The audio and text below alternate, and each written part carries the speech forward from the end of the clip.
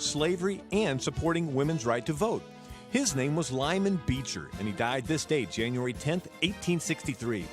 A renowned New England clergyman, Lyman Beecher wrote, "If this nation is, in the providence of God, destined to lead the way in the moral and political emancipation of the world, it is time she understood her calling. For mighty causes are rushing with accumulating power to their consummation of good or evil." This has been an American Minute with Bill Federer. For a free transcript, call American Minute at 1-888-USA-WORD.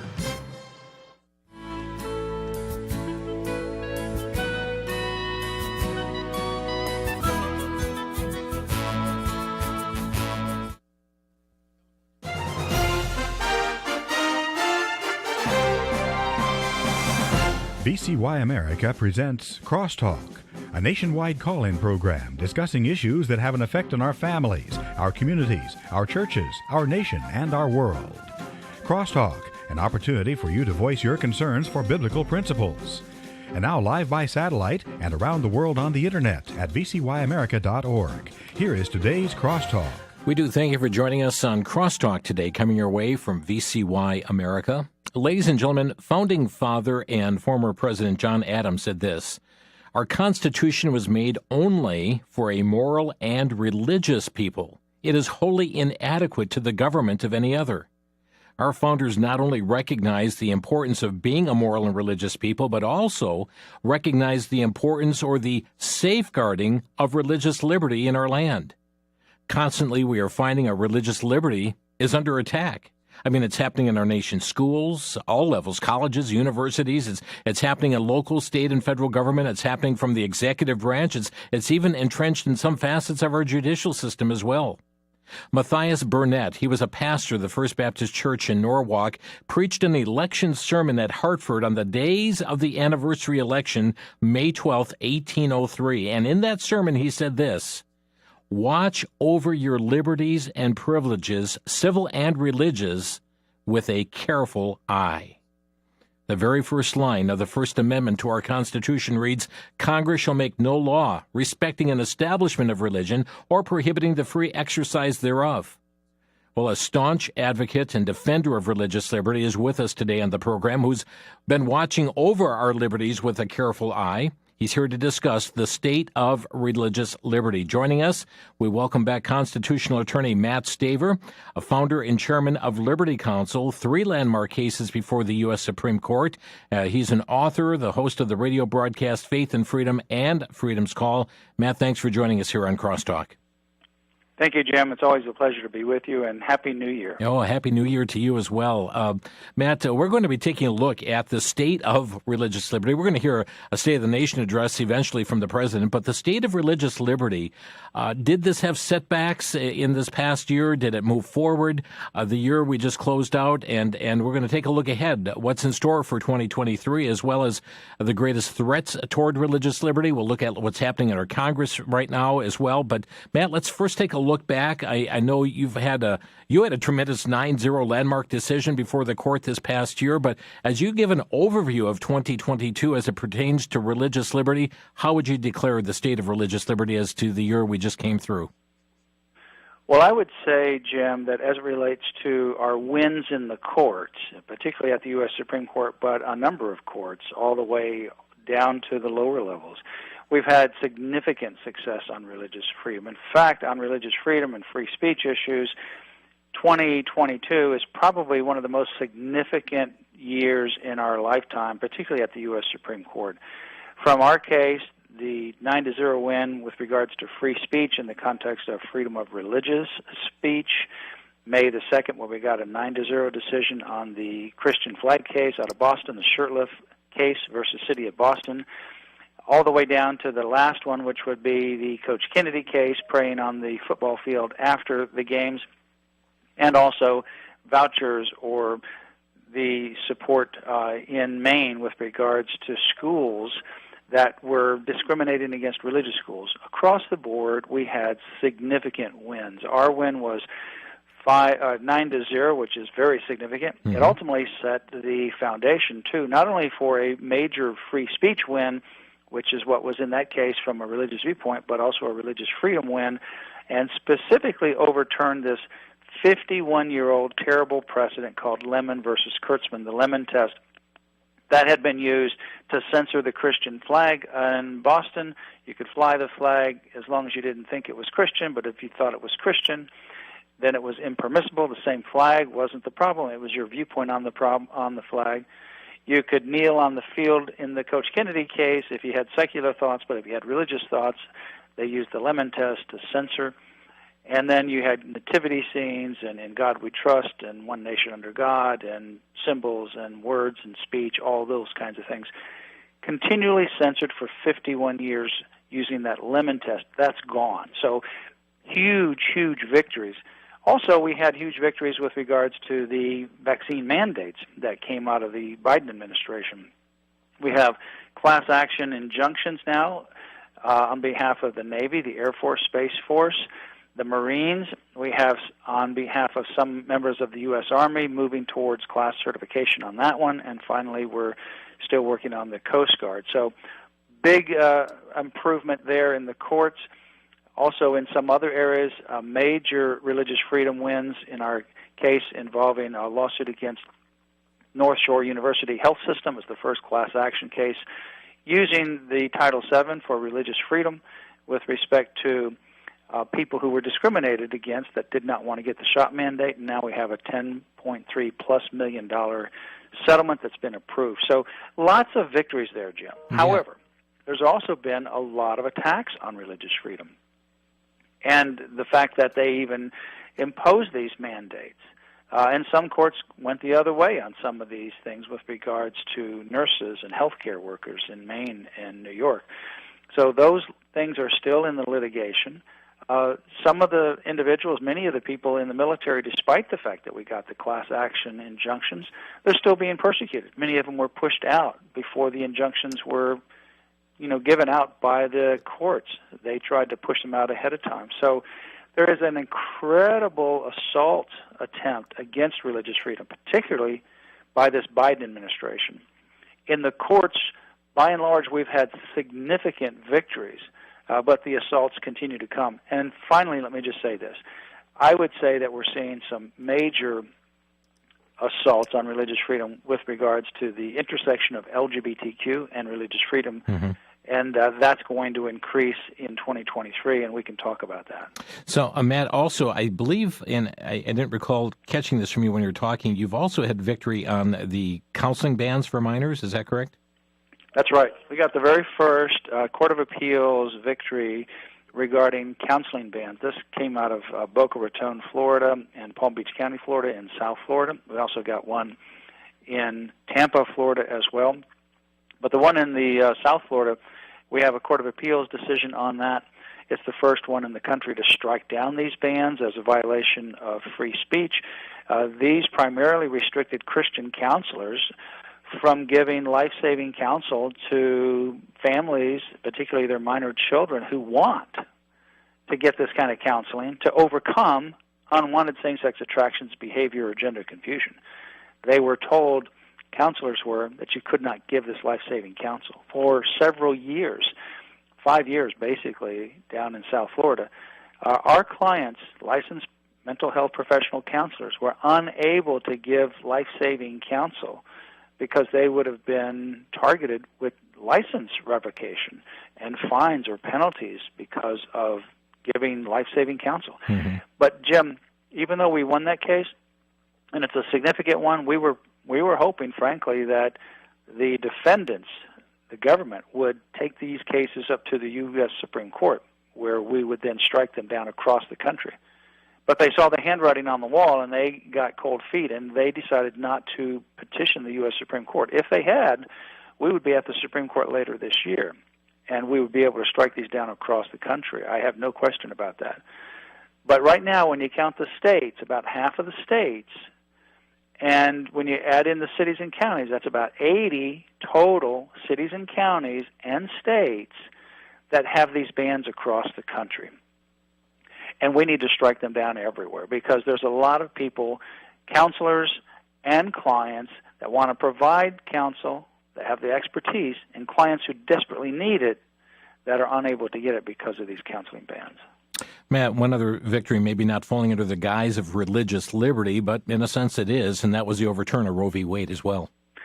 Oh, that's huge, yes. That is the biggest thing that could happen in any year, but certainly June 24 was a significant day. That is the day that the Supreme Court overturned Roe v. Wade. And amazingly, we've been working on that since the inception, since before the founding of Liberty Counsel when we founded it in 1989. And that's one of the primary reasons why we founded it, to overturn Roe v. Wade and defend human life. But our brief, there were about 200 amicus briefs that were filed from both sides of the perspective. So only a few were cited in the Supreme Court decision, and one of those was our brief. So we indeed have our brief cited in this historic case, and it was on behalf of African Americans and Hispanics to show that the racist eugenic history and reason for abortion goes all the way back to its inception with Planned Parenthood's founder, Margaret Sanger. Yeah. Matt Staver's with us here today, and friends, often we talk about the issues, the problems, the challenges that are going on, and first in review, yes, there are challenges, but praise the Lord for a number of victories that have happened in the year 2022, some very significant things that have happened through the legal system, and when you have, as we mentioned, groups such as Liberty Counsel, they're a staunch advocate and defender of religious liberty, hard at work in this regard. There have been some tremendous causes for rejoicing over this year of 2022. And Matt, we know that these attacks, and we'll talk about 2023, but we see some of these things coming up over and over and over again. For instance, you won cases pertaining to good news clubs with child evangelism fellowship in schools, and yet we'll see schools that will say, no, you're not going to have a club, and it has to be like relitigated until somebody recognizes, oh no, the Supreme Court's already ruled on this. We need to let them have the good news club. Some of these things just happen over, and the enemy of religious liberty does not relent. No, never sleeps. And if you look at the June decision going back to 2001, so that was, the year of 9/11, or 2001, is when the Supreme Court decided this case called the Good News Club case. Mm-hmm. And it was very clear that you cannot discriminate on the basis of Christian viewpoints in these after-school programs. Good News Clubs were allowed to be on campus, and it's unconstitutional to stop them. Notwithstanding, we have continued to litigate that. We've mostly been able to resolve in recent years many of these just by demand letters. But I can tell you right now, we are on the verge of filing another, this will be in the state of Connecticut, a Good News Club case just within the next several days, or within the next couple of weeks, certainly within that time frame. We're working on filing one there because the school wants to ban these Good News Clubs, but yet they want to allow every other club on campus. So despite the fact that we have these great victories, like in the Good News Club, we still litigate them, and it's 2023 now. Yeah. And despite the fact that we had these huge advances in 2022, I mean, it's a historic year for life, religious freedom, and for freedom of speech. Even though we have that historic win, we still have to continue to fight and make sure that we maintain that ground. Otherwise, we'll lose it. And indeed, this is due in large part to a number of constitutionalists who have been added to the court system. That's right. We have three new justices that made a huge difference. You have Gorsuch, and you have Kavanaugh, and you have Barrett. Those three made a huge difference, and they joined people like Alito and Thomas, and then depends upon the situation which way the Chief Justice will ultimately vote. But Thomas and Alito have been strong advocates of religious freedom. And now when we added the other three, and particularly after Barrett replaced Ginsburg, that tipped the balance. And it tipped it in a good way in favor of religious freedom. We're going to take a quick break. We've taken a look back at 2022 as it relates to religious liberty. What is lying ahead here in this new year now of 2023? And also we'll be taking a look at the new Congress as well and getting Matt's perspective on it. Back in 1 minute, you're listening to Crosstalk. Back to Genesis with Dr. John Morris, geologist and president of the Institute for Creation Research. Dr. Morris, Was ancient man primitive? Chris, in no sense was ancient man primitive. Man was created in the image of God with a large brain and great intellect, able at the very least to communicate with God in the Garden of Eden. Even in the early chapters of Genesis, man had agriculture, had metalworkings, and he made musical instruments. Those civilizations of man that sprung up right after the flood were likewise quite intelligent. Think about it. Even the pyramids speak of an intelligent engineering ability of high quality, an ability which may have been lost up until recent times. There is no scientific evidence that man rose up from the animals. This is an evolutionary story which doesn't fit the facts. Mankind created intelligence at the start. Now that fits the facts, and that's the back to Genesis truth. To learn more about creation, get our free DVD called That's a Fact. Call us at 800-628-7640 and mention the promo code FACT.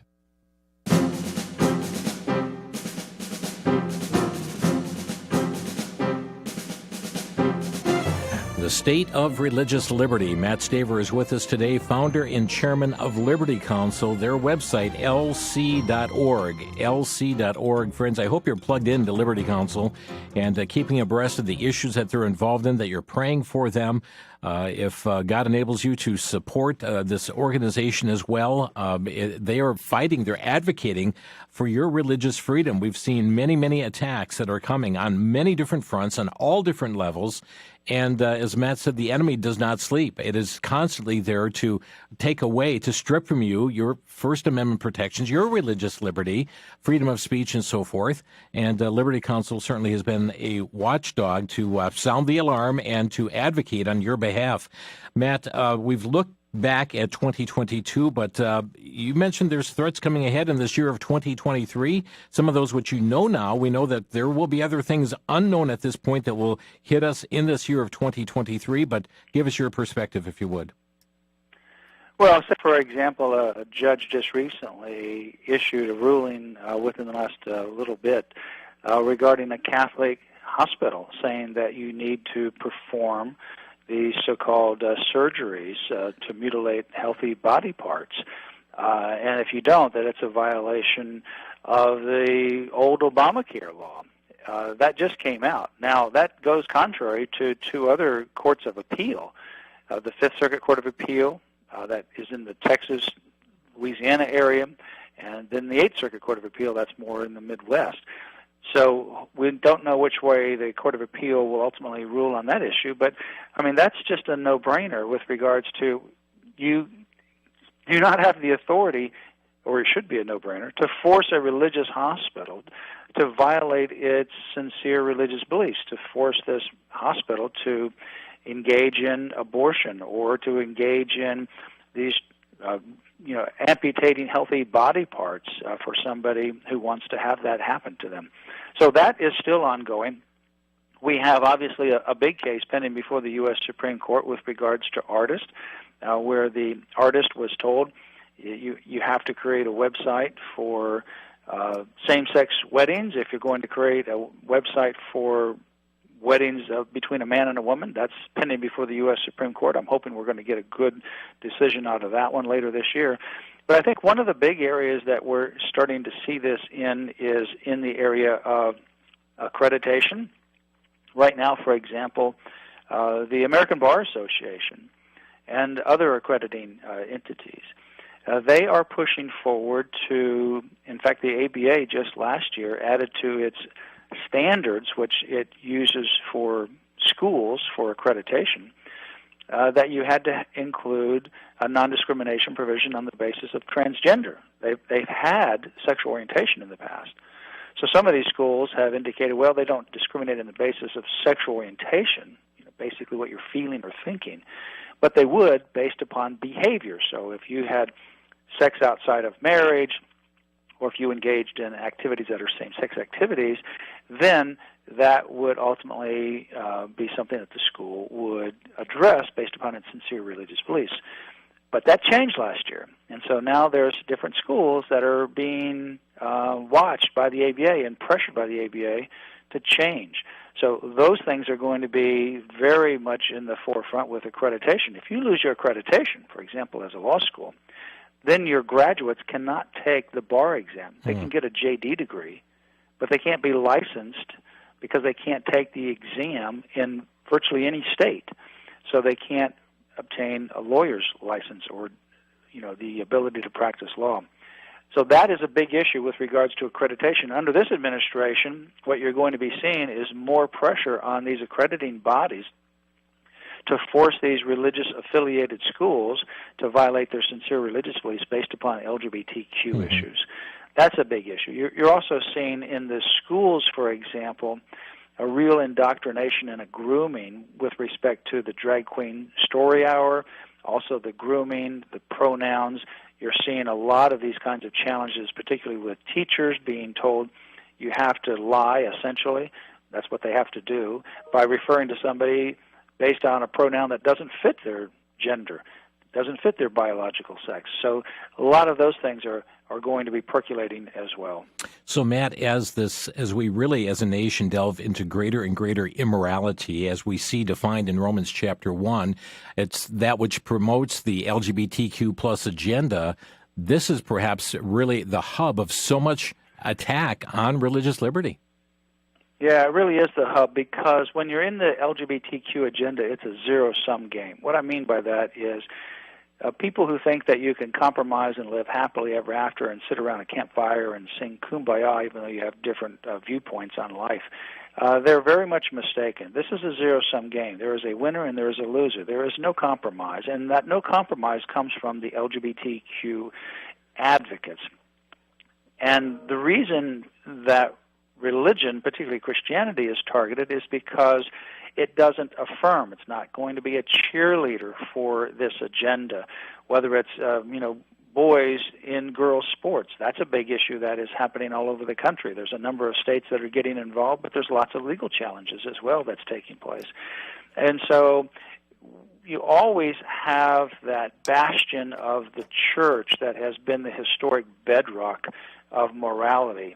In general, obviously there's defections within people that are supposed to be leaders in the church, and obviously with denominations. But in general, the church has been the bastion against communism, against repressive regimes, in favor of morality in life.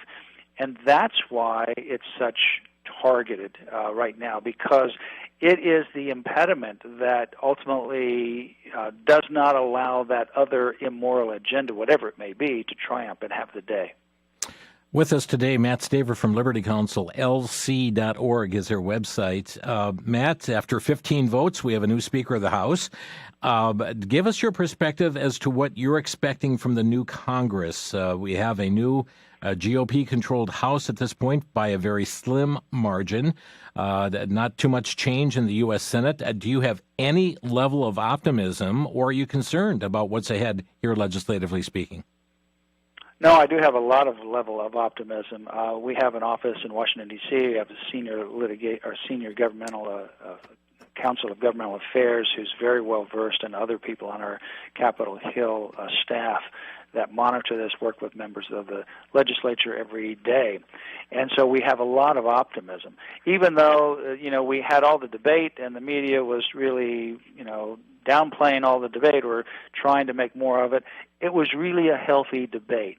And it's making the U.S. House much, much better. And we've already seen that this week. So, for example, one of the first orders of business is they adopted new rules.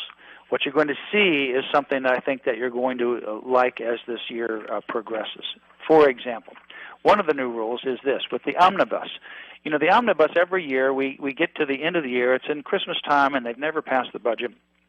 And then last year they had this $1.7 trillion budget. Well, they want to pass defense spending, but, a lot of these other agencies, they have all kinds of bloat in them as well. And so what you do is you just have a single vote. You pass the whole thing, and it's got all kinds of unnecessary spending in it, and it's irresponsible. It's reckless. Well, the new rule is going to require that you can't just vote on that whole bill all at once. You got to eat the elephant one bite at a time. You're going to have to parcel up the different departments, the different agencies, and vote on them. You're also going to have to require these people to read the bill. You got a requirement that's a 72-hour requirement. Once the bill is put out, you can't vote on it for 72 hours. You got to have a reading time, unlike what the Democrats do, where they want to throw a huge $1.7 trillion bill together at the last couple of days of the session, and then have you vote on it without even being able to read this thousands and thousands of pages. Yeah, let's pass it, and then we'll find out what's in it. That's right. We also have more seats that, as a result of the negotiation, we have more seats for very conservative members of what's called the Freedom Caucus. Some of those have already been seated, and particularly they're on the Powerful Rules Committee, House Rules Committee, which sets the agenda and also the rules. You also have an agreement as part of what happened last week to have lower spending, so that any deal for spending will be capped at levels at least from 2 years ago, which means cuts for most programs. You also have an agreement that they will investigate the investigators, such as the FBI and the DOJ and others that have been abusing their power. So there's a lot of other kinds of rules. You also have one where they just passed a bill. I mean, there's lots of rules we can go into that are going to really make things much, much better this next 2 years. But in addition to that, if you have a speaker, for example, that wants to compromise too much and is not going to be real conservative, well, they can vote to replace that speaker. So I think we're going to have a lot of fireworks when we come to the end of the year for the budget. It's not going to be this last-minute $1.7 trillion. There's a new day in town. Already this year, just yesterday, the very first vote was to defund the 87,000 IRS agents that was passed as part of the Democrats' agenda last year. And so it passes the House. It's going to go to the Senate, likely die there. Chuck Schumer doesn't want that to happen. Well, that's going to be the big battle is over on the Senate. Mm-hmm. The good thing is we're going to have good legislation that comes from the House, and it's going to be over on the Senate. Yep. Last year and the year before, we had bad legislation that came over from the House, and we were able to block a lot of that in the Senate. Mm-hmm. But the Democrats kept pushing, and they got a few of those things through. Yeah. They got some of their big spending bills through. They also got that same-sex marriage bill through because they kept pushing. I think the good news is we're not going to have the bad legislation coming from the House. We're going to have good legislation coming from the House, and we're going to be able to get some of that passed over on the Senate. A bill that's actually coming up for a vote tomorrow is the Born Alive bill that will protect children born alive after they have been born either for an attempted abortion and they're still alive. They're going to have to provide them medical care. I believe we will get that passed in the House. That'll go over to the Senate. And that's going to be really hard for people in the Senate to say they're going to vote against an infanticide bill. But that's the battle that we're going to face in the Senate side. I would rather face the battle to try to get good legislation passed in the Senate than what we've had in the past, and that is trying to get bad legislation defeated in the Senate. Right. And that's been a huge challenge. Matt Staver with us today from Liberty Counsel, and taking a look at the state of religious liberty. And Matt, we so often look at, okay, this is what's happening within the borders of our nation, but there is something else that's going on that really will impact religious liberty and individual liberty as well, even our sovereignty, by what's happening on an international level this very week in Geneva, Switzerland. Yes, that's right. In Geneva, Switzerland, the WHO, the World Health Organization, is actually meeting, and what's happening there is very concerning. Last year, for those listeners that were following, there was these international health regulations of the WHO, the World Health Organization, and the Biden administration was pushing to get those passed last year.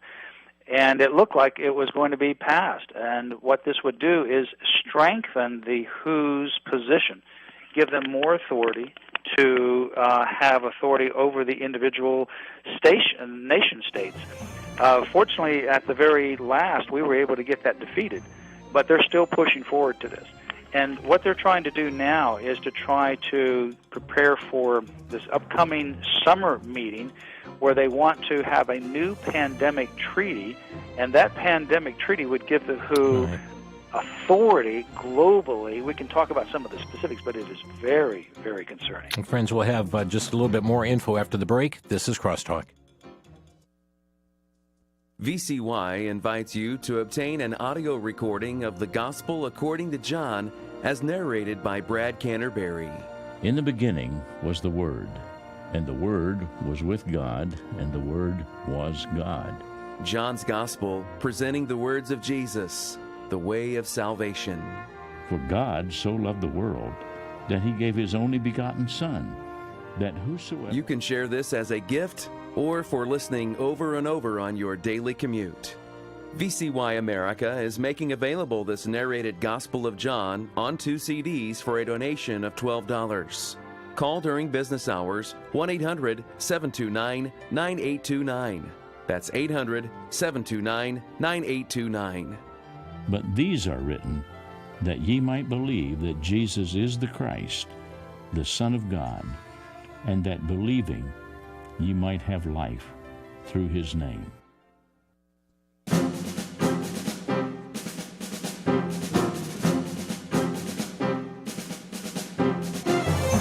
You're listening to Crosstalk on VCY America. The state of religious liberty, our topic here, and Matt Staver, our guest. Matt, for those who are newer listeners, never heard of Liberty Counsel before, give us a brief overview of who you are, what you do.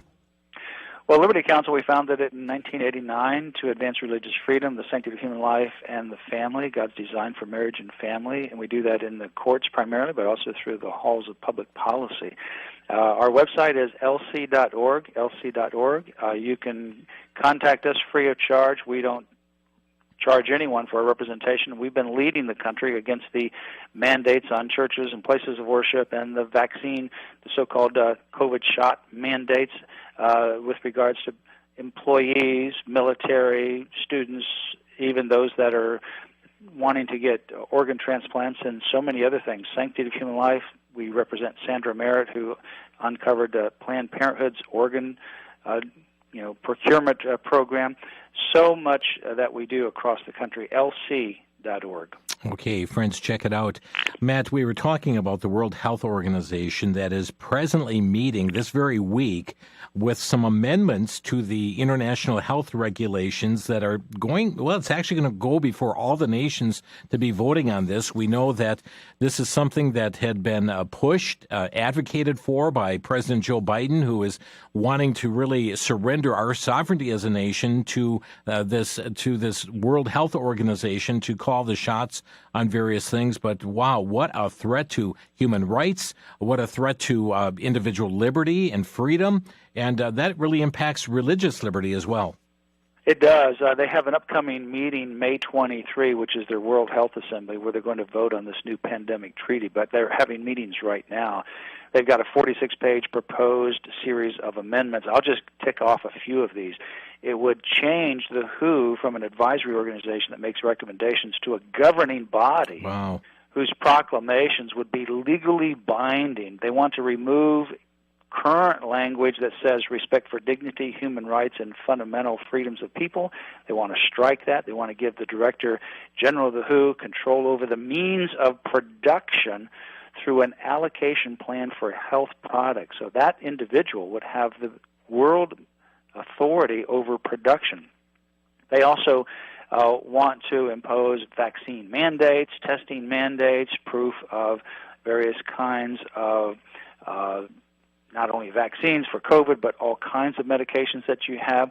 They want to institute a global digital health passport, and so much more. They also want to create this, listen to this, create an obligation for the nations to build and provide and maintain international health regulation infrastructure at points of entry. In other words, where people come into our country, whether it's Miami or New York or California, where they're coming in, they want, say, the United States of America to build an infrastructure for the WHO so that they can be there to monitor people that come into our country, and that's for all the other countries under their authority. It's unbelievable, the power grab that they're wanting to push on the world, and the Biden administration is trying to help push this agenda. So, friends, keep in mind that this World Health Assembly coming up not too many months down the road from now.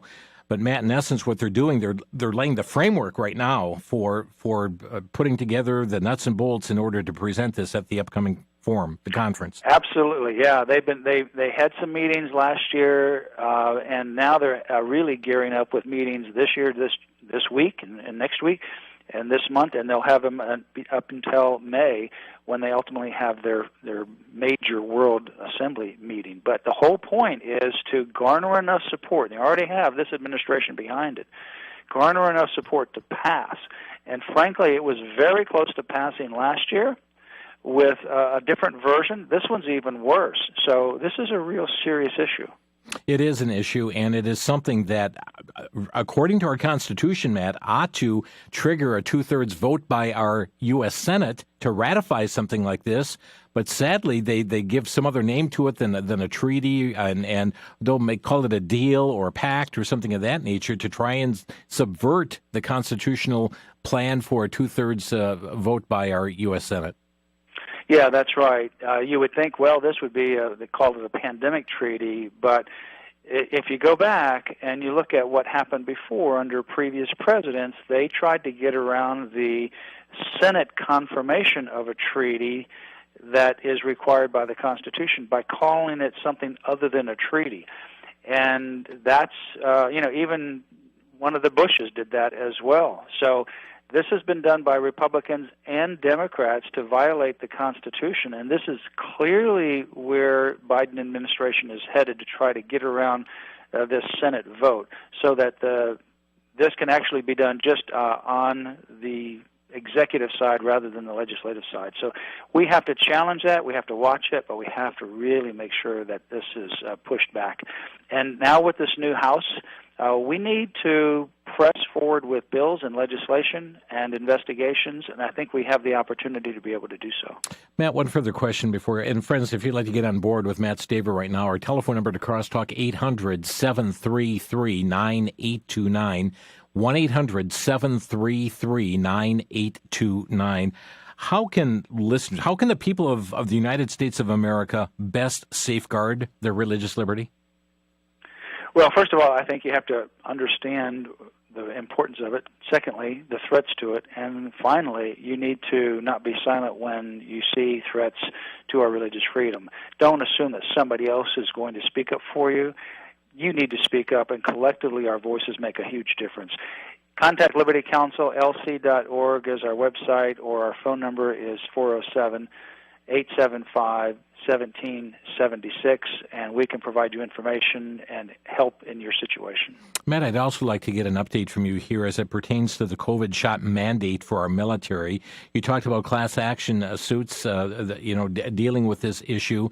We also know that the defense budget that was just signed took away the mandate. Does that nullify cases that you're involved in at this point? So I'd like you to address that as well as the National Guard situation. No, it doesn't nullify it. Here's the situation. Obviously, we've been working on the legislative level as well as the judicial level to stop this mandate. And right now, as a result of the National Defense Authorization Act that's been signed, the mandate has to be repealed. None of the people that we work with, either as plaintiffs or in our class of individuals in the military, have received any contact from any military about any change. We do have a document saying that they're going to repeal it. However, it also says that they very much support it and that they're going to look for other ways to, address this issue. So they may well try to come back with it. They're trying to say that our case should go away, but they haven't stopped the punishment. So while on the one hand it's good news that they won't be able to push a future kind of mandate that's with this current COVID-19, they might have some other one that they come up with or variant down the road. The fact is that the punishment is still there. So we are moving forward with our class action litigation to make sure that the mandate is permanently stopped because they still support it, they still want to impose it, and they have not switched or changed anything with regards to the punishment. In fact, they say that the notes, the adverse actions against them for filing religious exemptions will remain in their personnel files, which means their careers are done if we don't get that changed. Yes, and they're not reinstating those who have already been dismissed. That's right, and in fact, there's a lot of them that's already been dismissed, particularly those that were on the 0 to 6 years. They didn't have the effort, they didn't have the benefit of the Board of Inquiry. Many of those have been pushed out. Others have gotten so terribly abused that they left. Others have been demoted, and once they're demoted, and for example, pilots not flying, you're already behind the 8 ball. People have passed you up. And in the military, it's an up or out idea. If you don't move up, you have to move out. And that is a detrimental killer to their careers.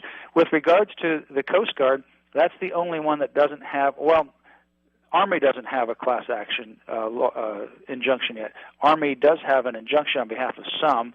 The next phase is to extend it to the class. But the Coast Guard, we're still working on that. So that one still is under litigation, and hopefully we'll have some resolution on that in the near future. Matt Staver, our guest today. Our phone number to Crosstalk, have a couple open lines, 800-733-9829. That's 800-733-9829.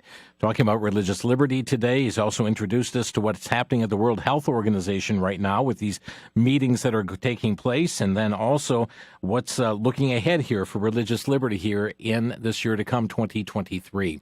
Let's go to Melanie calling from Pell Lake, Wisconsin. Melanie, you're on the air. Yes, hello. Thank you so much, both of you, for your service.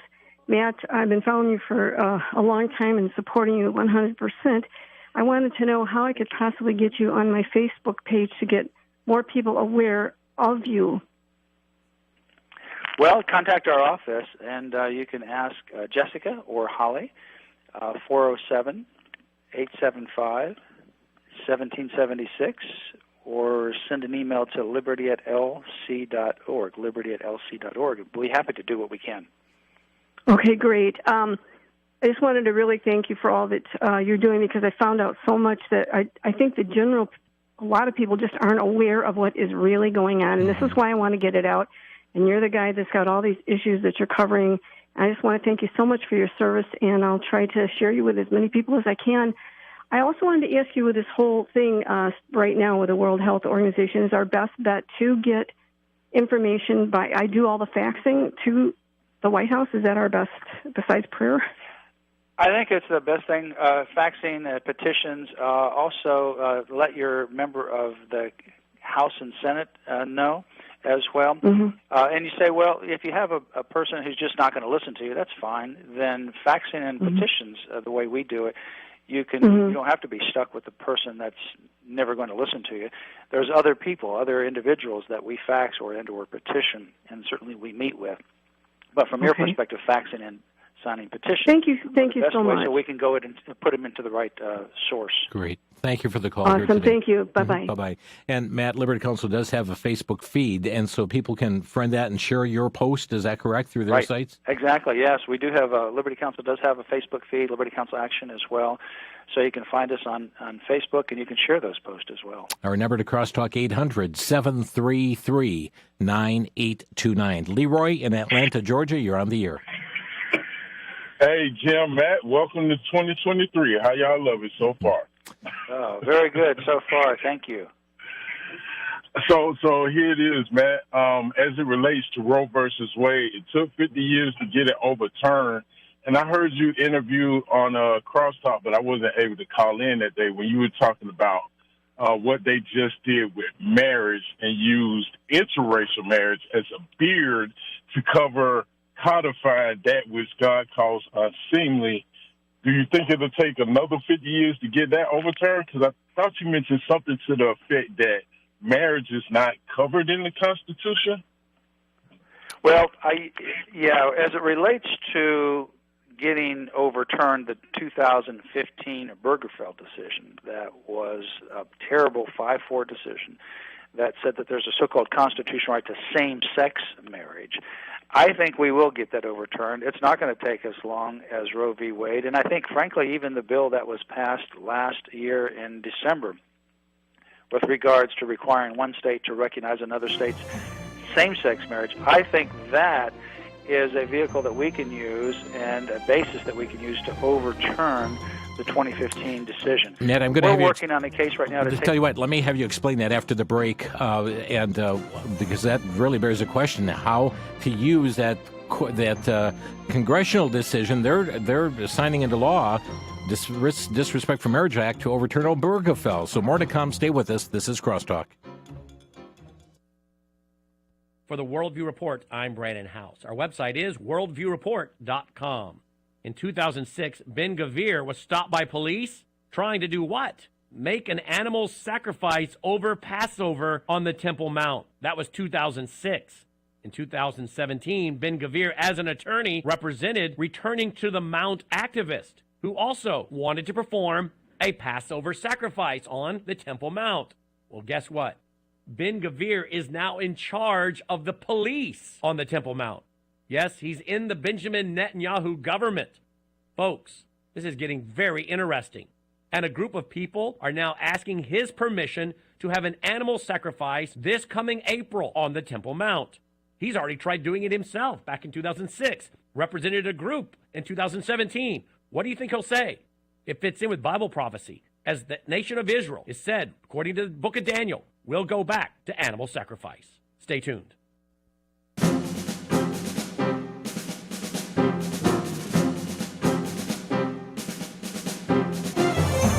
You're listening to Crosstalk on VCY America. Constitutional attorney Matt Staver with us today. Our phone number to Crosstalk, 800-733-9829. That's 1-800-733-9829. We've let Leroy go. He's called from Atlanta. And Matt, a very important question. He asked about this so-called the Respect for Marriage Act. We call it Disrespect for Marriage that was passed by Congress. And you indicated that act that was passed by Congress could somehow be used to overturn Obergefell. Can you explain that for us? Yeah, the reason is because if you challenge Obergefell on the Constitution, it's easy because it has no constitutional basis any more than Roe v. Wade had for abortion. Three of the justices that were on the 5-4 opinion in 2015 are gone, and we have three other justices on the Supreme Court. So that majority opinion that we had in 2015 is now nowhere to be found, number one. Number two, if you challenge it straight on its face, there is no legal basis for Obergefell in the same-sex marriage decision, just like Roe.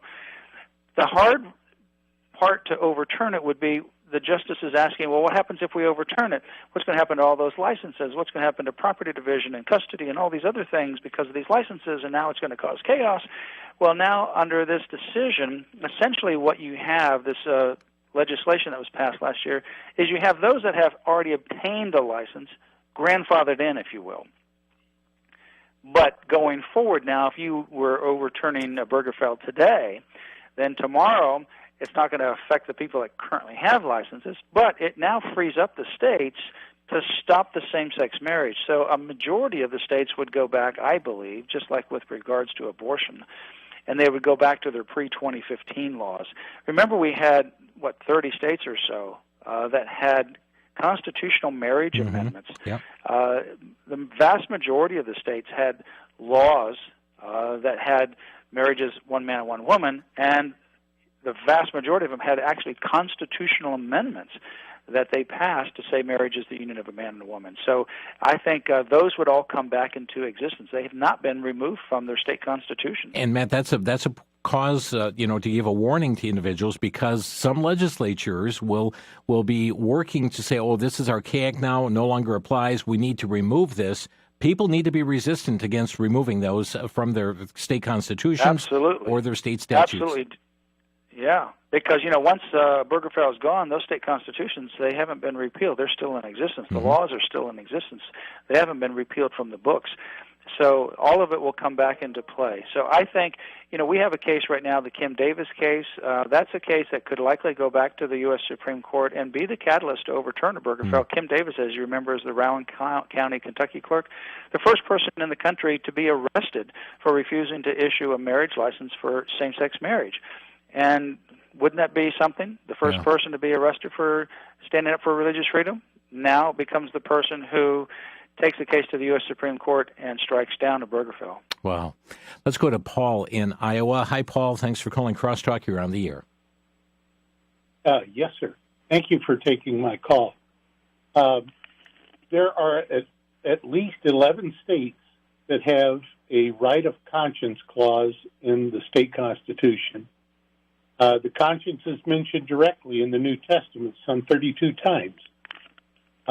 Why is it that I never hear of a positive argument concerning the conscience, concerning same-sex marriage and those who don't want to provide services or many other things as far as taking the COVID shots or anything else? Why is it that we're not hearing about the conscience of those who have declared that they do not want to do something they consider to be sinful or evil? Great question, Paul. Thank you. Matt? Well, you actually, in a lot of the legal arguments, you do hear that. So that argument is an argument that has and is being made in a lot of different ways. And in fact, there's actually even legislation that talks about conscience, and there's even state laws that talk about opting out of vaccines. This is even long before COVID, for medical, religious freedom, or conscience reasons. So it would be for any reason, whether it's religious-based or not. So, a lot of times, if it's a religious freedom basis, then it's still based upon your conscience that is being motivated by your religious worldview and religious beliefs. But that is being done, so that's a good observation, but that argument is clearly being made. Anything further, Paul? No, but I never hear about it. Okay. I never hear about it on. Well, you might not ever see it in the media because they don't ever report a lot of things. But from the technical legal argument, it's not made in every one of these cases, but in many of the cases, that argument is being made. Great. So if one would read the briefs, you're going to see that conscience coming up in it. Right. Great. That's right. Thank you, Paul. And also, Matt, I just want to point out that there are efforts being made in states right now to actually remove the aspect of conscience from an exemption for things like forced vaccinations. Yeah, that's right. And in fact, California, New York, and others, they removed those. Before COVID, you had New York remove it because some Orthodox Jews had some chickenpox, I believe it was, or measles. It was a small group, but they removed it. Then after COVID, you had states like California want to remove some of their religious exemptions. So now they only have medical exemption. And they did that just to do away with people using the state law regarding COVID. Illinois did the same thing. Illinois had a complete religious as well as conscience statute, one of the best in the country. And they voted because it could be used for COVID, they voted to repeal that section last year. Matt Staver with us here today on Crosstalk and dealing with the issue of the state of religious liberty. And friends, I'm just prompted here to remind you that through Crosstalk, we have a little booklet called Documents of Freedom that includes the Declaration of Independence, the Constitution of the United States, the Bill of Rights, Washington's Farewell Address. It's in a pocket-sized booklet. We make this available for $5 just to get it in your hand. That does include shipping. If you'd like to get a copy or multiple copies, you may call our switchboard. Ask for Documents of Freedom by calling 800-729-9829. Matt, thank you so much for your work at Liberty Counsel and what you've not only done in this past years and 2022 with that landmark victory, but also your advocacy here in the new year to come. Well, thank you, Jim. Good to be with you as always. And friends, our website, lc.org, lc.org. Sign up, get their e-alerts and news releases as they come out, and stay abreast of these issues that are going on. And friends, particularly stay abreast of what's happening with this conference and committee meeting right now for the World Health Organization. Our time is gone. Thanks so much for joining us today on Crosstalk. You've been listening to Crosstalk via satellite and the internet from VCY America. Views expressed may or may not be those of this station. For a CD of today's program, send a donation of $6 or more to VCY Tape Ministry, 3434 West Kilbourne Avenue, Milwaukee, Wisconsin, 53208. Or download by RSS or podcast from crosstalkamerica.com. And join us again for Crosstalk.